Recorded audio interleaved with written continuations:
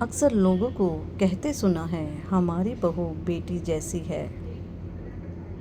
क्या आपने कभी किसी को यह कहते सुना है कि मम्मी पापा जैसी है या पापा मम्मी जैसी है? नहीं, क्योंकि हर व्यक्ति की अपनी अलग पहचान होती है। जब हम किसी को किसी की और जैसा बनने के लिए कहते हैं, तो कहीं ना कहीं उसकी अपनी पहचान को कम कर देते हैं। बहू बेटी जैसी होनी चाहिए। यह वाक्य बहू की पहचान पर प्रश्न खड़ा करता है।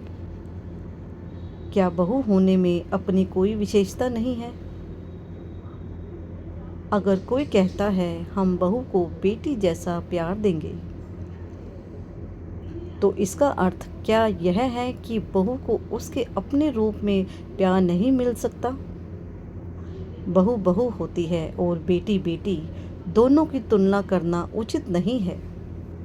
बेटी घर में जन्म लेती है, जबकि बहू अपना घर परिवार छोड़कर नए घर में आती है। क्या अपना बचपन, अपनी यादें और अपना संसार पीछे छोड़ आती है। फिर वह बेटी जैसी कैसे हो सकती है? जब लोगों ने कहा तुम तो बेटी जैसी हो, तो मन में एक सवाल आया। मैं बचपन से ही किसी और की बेटी थी, फिर अचानक मेरा परिचय कैसे बदल सकता है? मुझे किसी के जैसा नहीं बनना, मैं स्वयं में ही पूर्ण हूँ।